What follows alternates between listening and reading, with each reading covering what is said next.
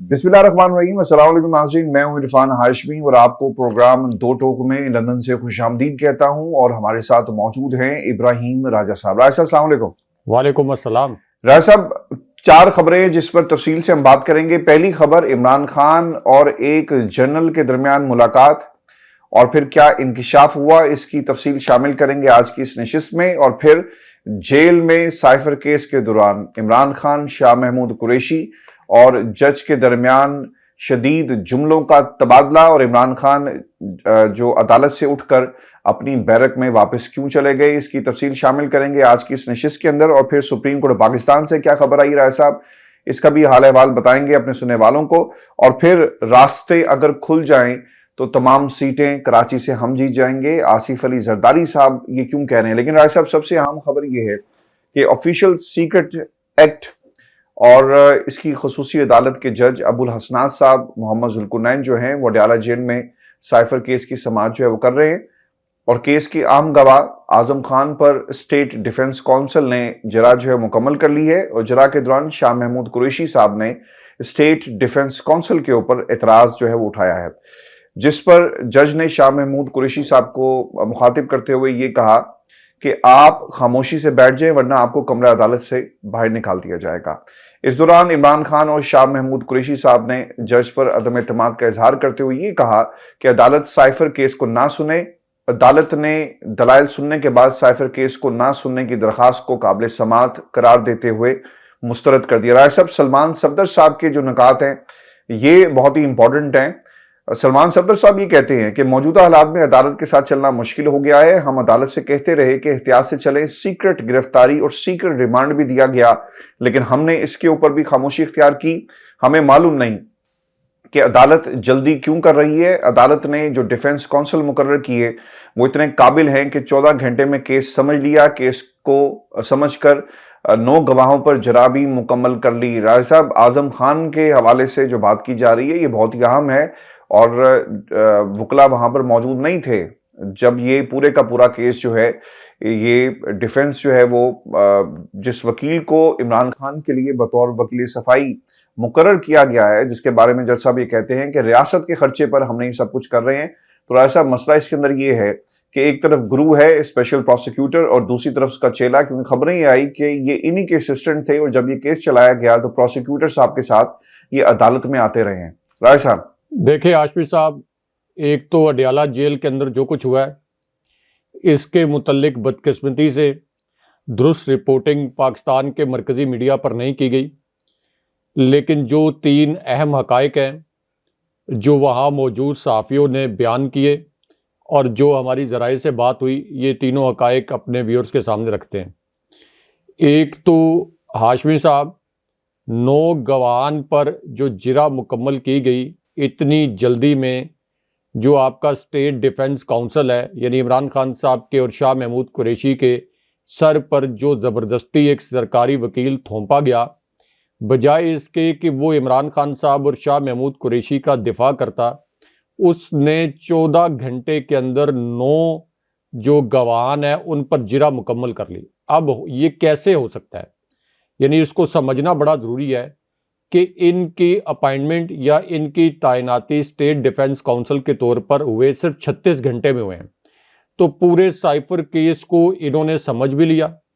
पूरे cipher case के मुतल्लिक जितने कानूनी नुकात थे उनको अजबर भी कर लिया, और फिर ये जिरा जो है ये 14 घंटे के अंदर मुकम्मल कर ली। ये तो इन्होंने यानी जज अबुल हसनात साहब की अदालत ने और ये जो स्टेट डिफेंस काउंसिल हैं इन्होंने अपना मजाक बनवा लिया। दूसरा अहम नुक्ता ये है कि इमरान खान साहब के जो वकला हैं ये 8:56 पर अडयाला जेल पहुंच चुके थे, लेकिन एक वीडियो एविडेंस भी मौजूद है कि इनको अडयाला जेल में दरवाजे पर रोका गया और इन्हें ये कहा गया कि आप किसी भी सूरत 10 बजे से पहले अडयाला जेल के अंदर नहीं जा सकते, यानी इमरान खान साहब के वकला की टीम। और जब इमरान खान साहब के वकला की टीम अंदर पहुंची तो पता ये चला कि आजम खान जो कि इमरान खान साहब के प्रिंसिपल सेक्रेटरी थे, इनका बयान पहले रिकॉर्ड हो चुका था। और यानी इसका मतलब ये हुआ कि खान साहब और शाह महमूद कुरैशी की जो पूरी टीम है اس کو عملی طور پر جان بوجھ کر منصوبہ بندی کے تحت ایک سازش کے تحت اس کیس سے الگ کر دیا گیا۔ اس کے بعد جج ابو الاسناد صاحب کے الفاظ آپ دیکھیں اور ان کی ٹون دیکھیں کہ ان کی ٹون کس قسم کی تھی۔ یعنی جج ابو الاسناد آپ نے یہ الفاظ بولے کہ یہ بڑے افسانوی سے کردار ہیں، افسانوی سے نام ہیں اور ان کو تاریخ یاد رکھے گی۔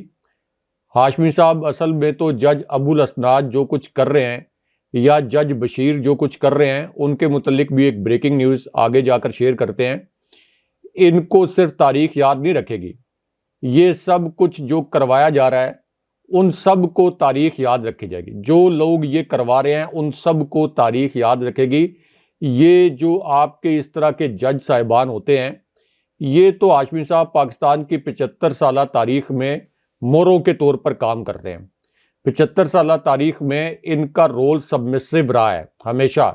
ان کو تو جو کہا جاتا ہے وہ کر دیتے ہیں، کیونکہ جس قسم کی پھرتیاں جج ابو الاسناد صاحب نے دکھائی ہیں ان سے تو صاف پتہ چل رہا ہے کہ ان کو ایک ڈیڈ لائن دی گئی ہے عمران خان صاحب کو سزائے موت سنانے کے لیے۔ اب یہ ایک تلخ حقیقت ہے، کچھ ویورز ناراض بھی ہو جاتے ہیں جب ہم یہ بات کرتے ہیں کہ عمران خان صاحب کو سزائے موت سنانے کی تیاری کی جا رہی ہے، لیکن صحافی کا کام ہے کہ تلخ حقائق جو ہے وہ سامنے لے کے آئے۔ تو خان صاحب کو سزائے موت سنانے کے لیے ایک معروف اینکر کے ذریعے اس خبر کو لانچ کروایا بھی گیا ہے، اور آپ اب یہ دیکھ لیں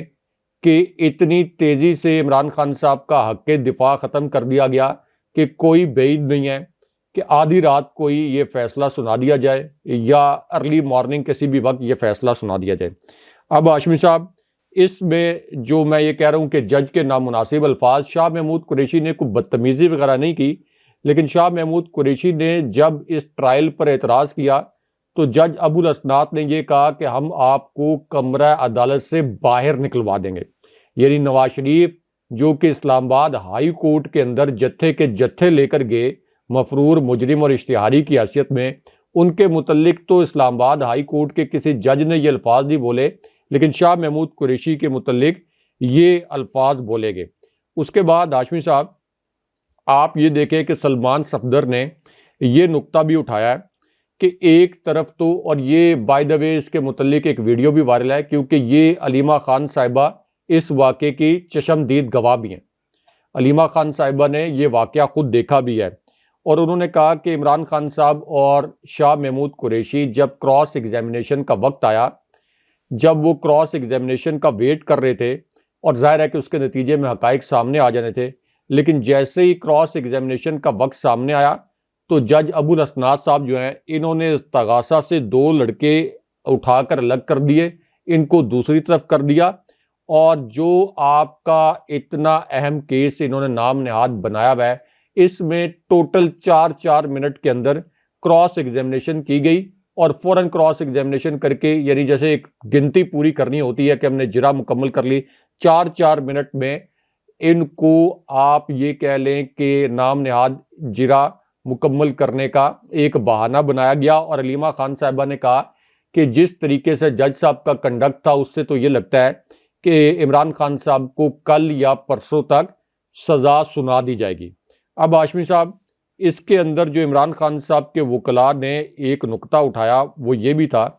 کہ اسلام آباد ہائی کورٹ جو ہے یہ 2 مرتبہ سائفر کے اس جعلی جیل ٹرائل کو کالعدم قرار دے چکی ہے۔ جج ابو الاسناد صاحب کو اصولاً اور اخلاقاً تو اس کیس سے الگ ہو جانا چاہیے تھا، اور اگر وہ ذرا زیادہ عدالتی میرٹ پر جاتے تو انہیں استعفیٰ دینا چاہیے تھا۔ تو عمران خان صاحب کے وکلاء نے یہ کہا کہ جب ہائی کورٹ نے 2 مرتبہ آپ کا جیل ٹرائل کالعدم قرار دے دیا، آپ نے سیکرٹ گرفتاری بھی ڈالی، سیکرٹ عمران خان صاحب کا ریمانڈ دیا، پھر بھی ہم نے عدالت کا احترام کرتے ہوئے یہ جو آپ کا دوبارہ سے جیل ٹرائل، عملی طور پر جیل ٹرائل ہے، اس کو روکنے کی کوشش نہیں کی یا اس میں خلل ڈالنے کی کوشش نہیں کی، لیکن اس کے باوجود جج ابو الاسناد صاحب نے جس طرح سے اس پورے کیس کو آگے وہ لے کر چلے ہیں، وہ ایسا لگ رہا تھا کہ ان کے سامنے کوئی ڈیڈ لائن ہے، اور شاید کوئی جب سماعت کے دوران وقفہ آتا ہے تو ان کو شاید کوئی ریمائنڈ بھی کروایا جاتا ہو کہ آپ کے نے یہ جو فیصلہ اس ڈیڈ لائن کے اندر سنانا ہے۔ اس وجہ سے بڑی انڈیسنٹ ہیز کے اندر یہ کیس سنا نہیں گیا بلکہ ان ڈیسنٹ ہیسٹ کے اندر اس کیس کا عملی طور پر فیصلہ کر دیا گیا ہے. اور اس میں ہاشمی صاحب اہم ترین بات یہ ہے کہ سپریم کورٹ نے سائفر کیس کے اندر جس میں عمران خان صاحب کو سزائے موت سنانے کے لیے تیاری مکمل کر لی گئی ہے یا عمر قید کی سزا دینے کے لیے، اسی کیس میں عمران خان صاحب کو جب ضمانت دی گئی تھی تو اس کے اندر تحریری یہ نقطے لکھے گئے تھے کہ اس کیس میں کہیں بھی یہ ثابت نہیں ہوتا کہ عمران خان صاحب نے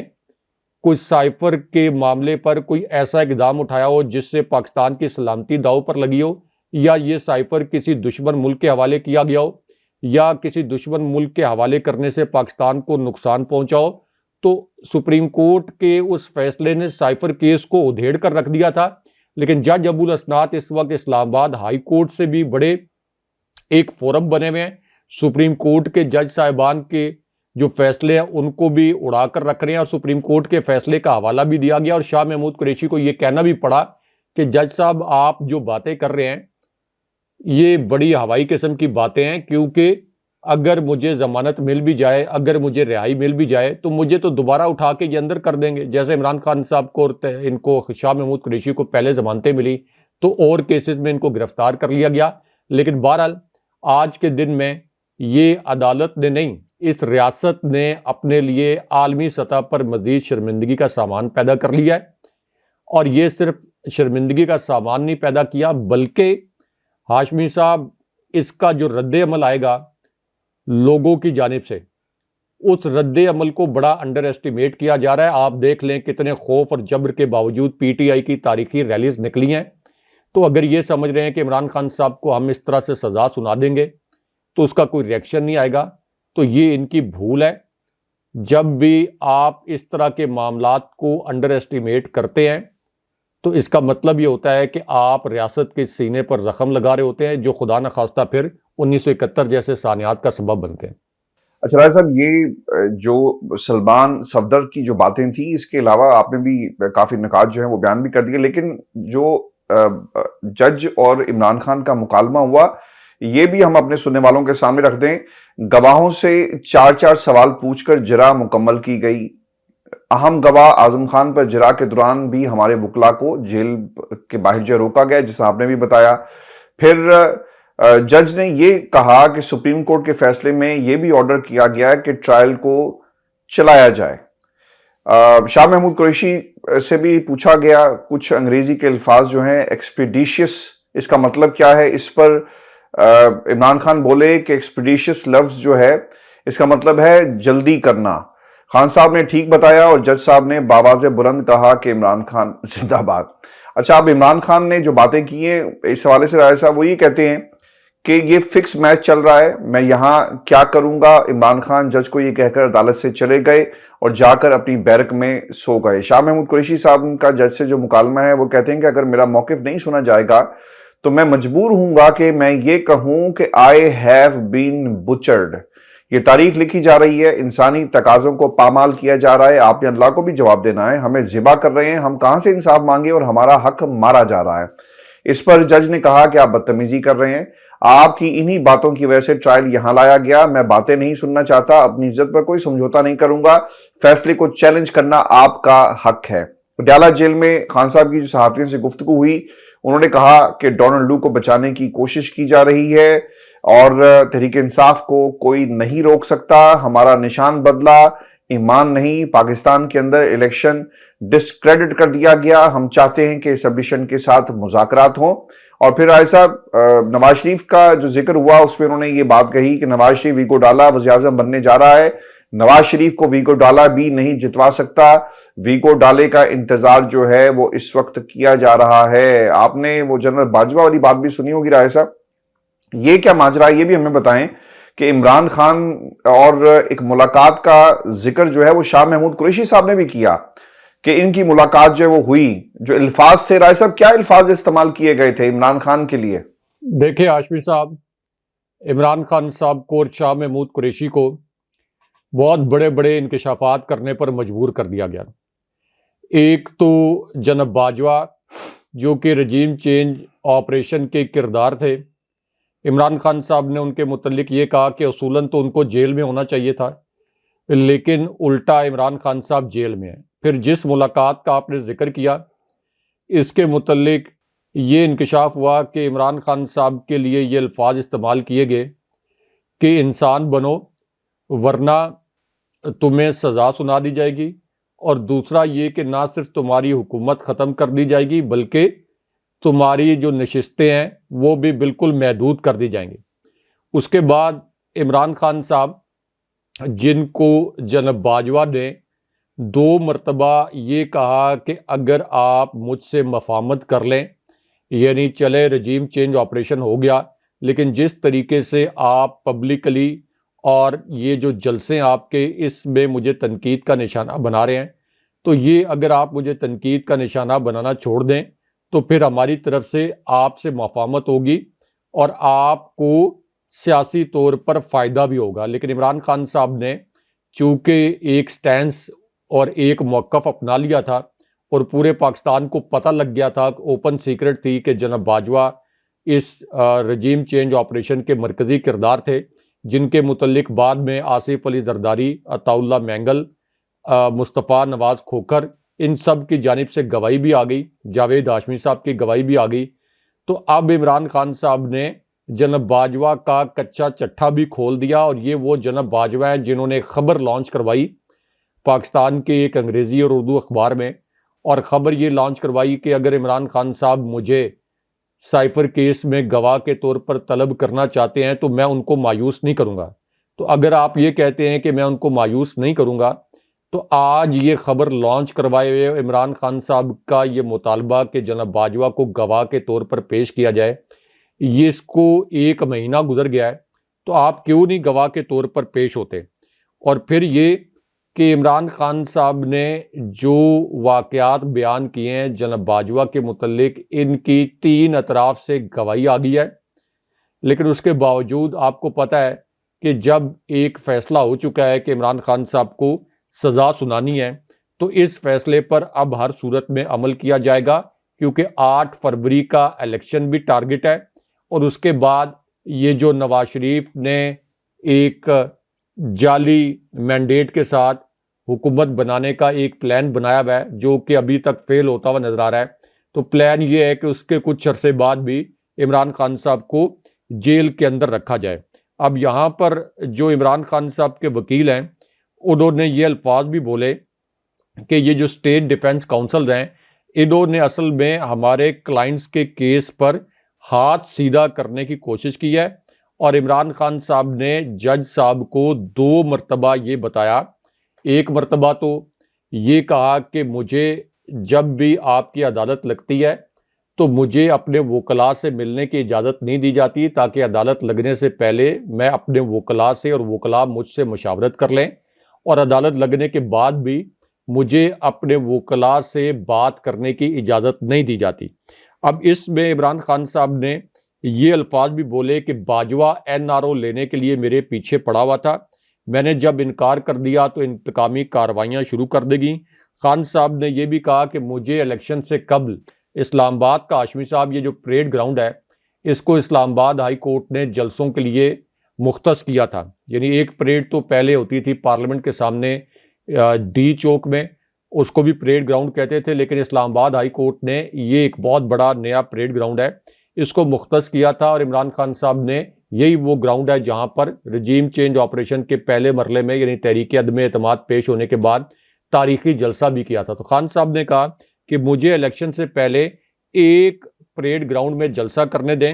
ان کو لگ پتہ جائے گا، نواز شریف کو اسٹیبلشمنٹ واپس لے کے آئی، بائیو میٹرک تک ایئرپورٹ پر کروائے گئے، اس سے زیادہ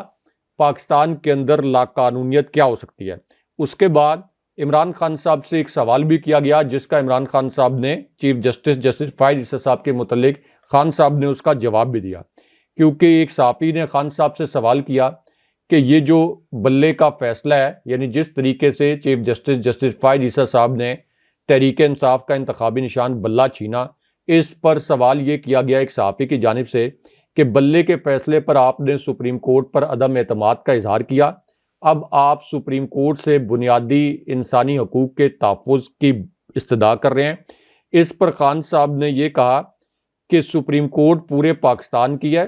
ہمارے کارکنوں کی گرفتاری کی ذمہ داری بھی سپریم کورٹ پر ہے۔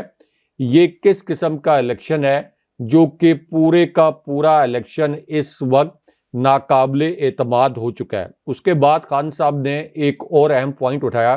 خان صاحب نے کہا کہ ہمارے امیدواروں کو اغوا کیا گیا، ان کے گھروں پر چھاپے مارے گئے، ان کی ویڈیوز موجود ہیں۔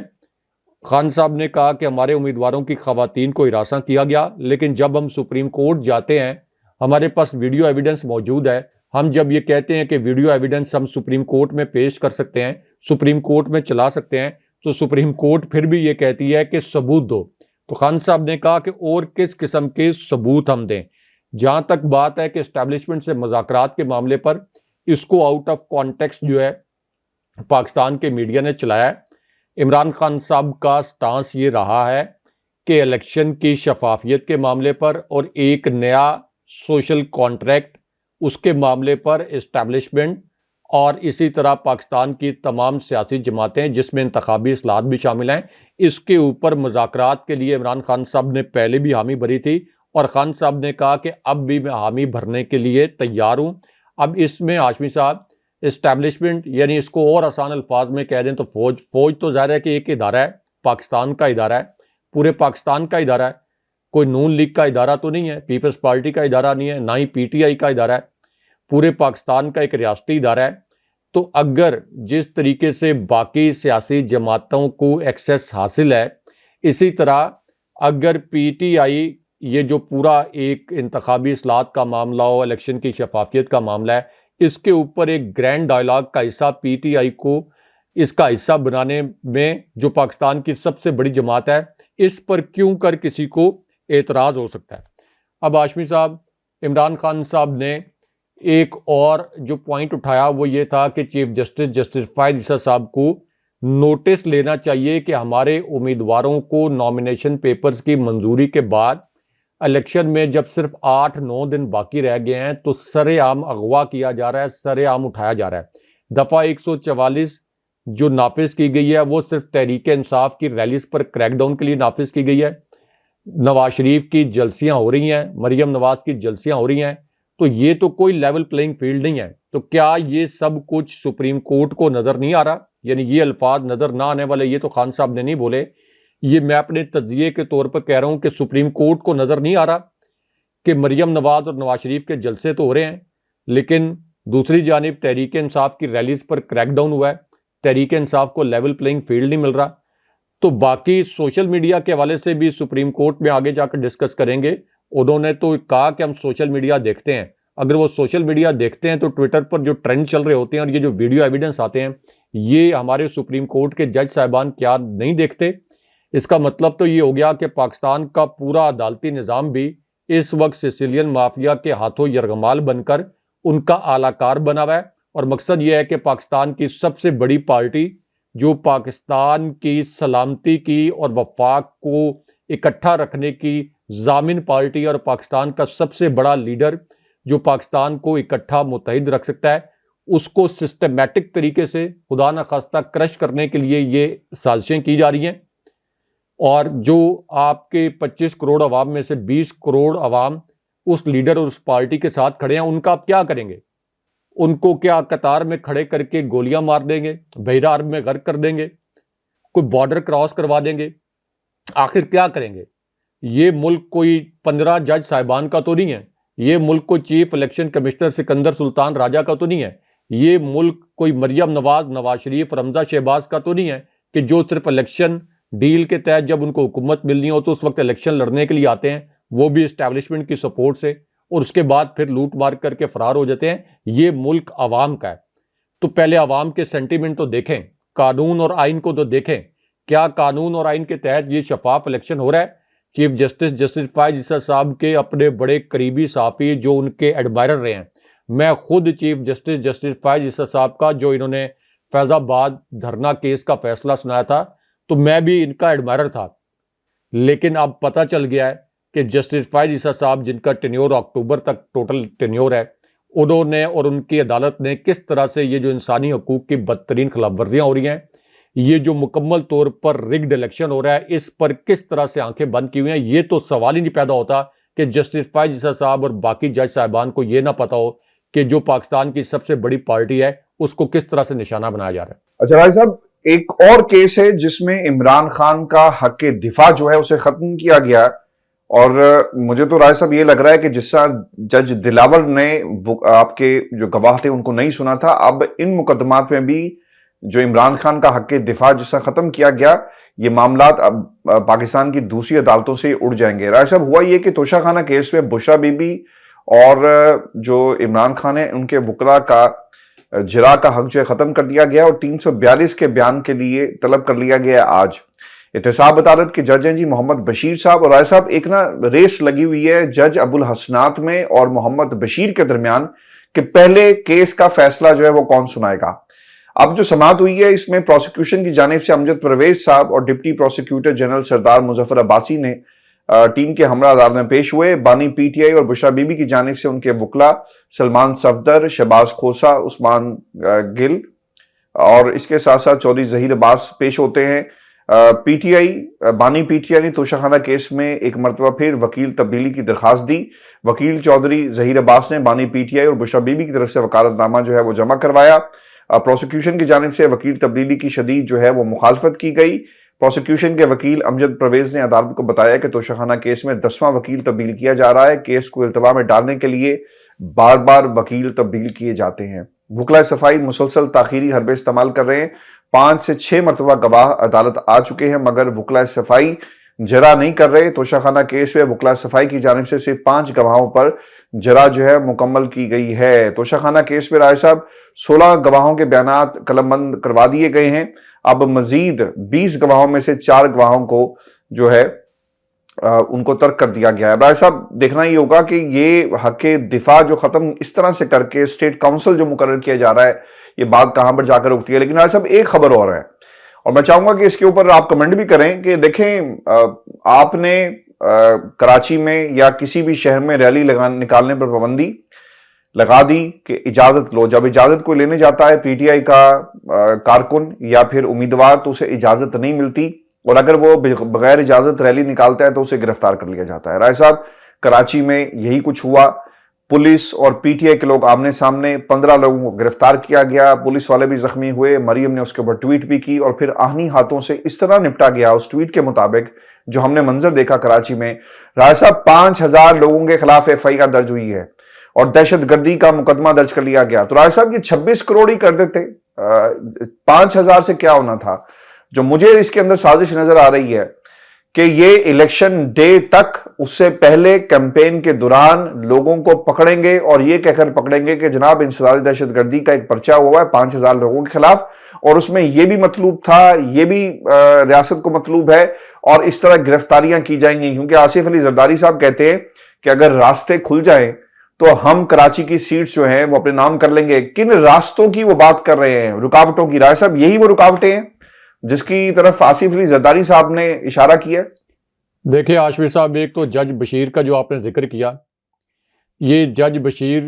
ہر روز صبح سویرے بڑی پنکچویلٹی کے ساتھ عدالت پہنچتے ہیں. عمران خان صاحب کا جو ڈیفنس کا یعنی حق دفاع تھا اس کو ختم کر دیا گیا. جج محمد بشیر جج ابو الحسنات سے بھی زیادہ سپیڈ کے ساتھ یہ تمغہ لینا چاہتے ہیں کہ میں نے جج ابو الحسنات سے بھی جلدی فیصلہ سنایا. لیکن یہی جج محمد بشیر ہیں، ان کی عدالت میں یوسف رضا گیلانی کے خلاف بھی کیس چل رہا تھا لیکن ان کی نام نہاد مصروفیات یعنی عمران خان صاحب کو سزا دینے کے متعلق جو ان کی مصروفیات ہیں اس کی وجہ سے وہ کیس جو ہے وہ الیکشن کے بعد تک ملتوی ہو گیا. لیکن عمران خان صاحب کو سزا دینے کے لیے جج بشیر صاحب جو ہیں یہ ہر وقت حاضر ہیں. دوسرا جو آپ نے کہا کہ عمران خان صاحب کے حق میں ریلیز نکالنے کے لیے 5000 افراد کے اوپر مقدمہ درج کیا گیا. آج ہی میں یہ دیکھ رہا تھا ایک تازہ سروے کہ پنجاب میں پی ٹی آئی کے جو آزاد امیدوار ہیں یہ اس وقت یعنی ریلیز نہ کرنے کی اجازت دینے کے باوجود، ریلی کرنے کی اجازت نہ دینے کے باوجود اور اس جبر کے ماحول کے باوجود اس وقت بھی وہ 56% نشستیں لینے میں کامیاب ہو جائیں گے کم سے کم اگر پولنگ ڈے کے اوپر ریگنگ نہیں ہوتی.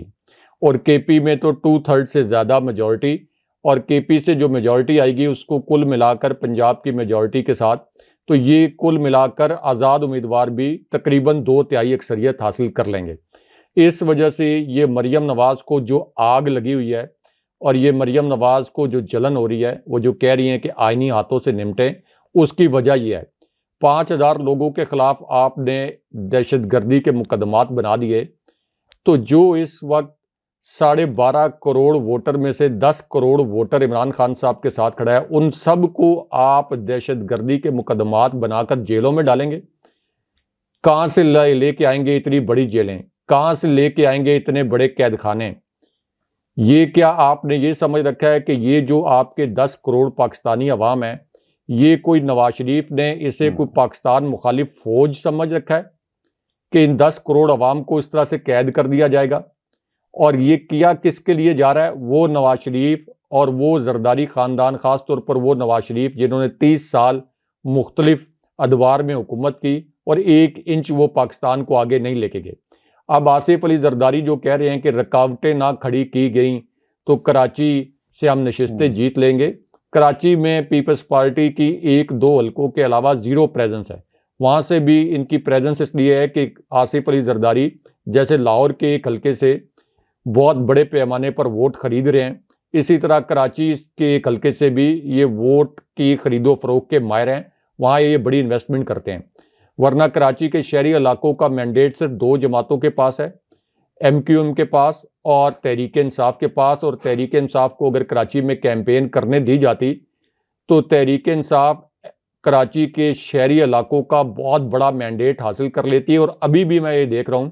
کہ کراچی میں جس قسم کی ریلیز ہوئی ہیں اور کراچی میں تحریک انصاف کی ریلیز پر کریک ڈاؤن اس بات کا ثبوت ہے کہ یہ خوف ہے کہ کراچی کے شہری علاقوں سے،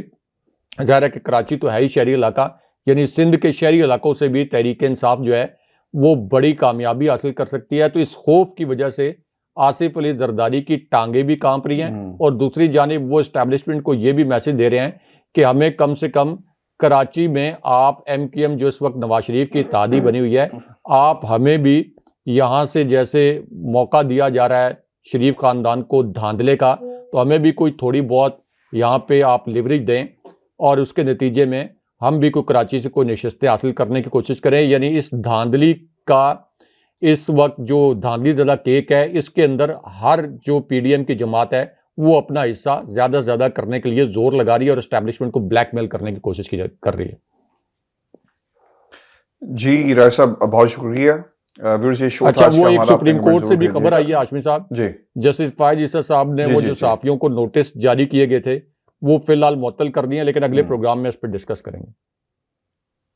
بالکل رائے صاحب، معطل کر دیا۔ آج دوبارہ سماعت ہو رہی ہے اور ڈی جی ایف آئی اے کو صحافیوں سے ملنے کا کہا گیا،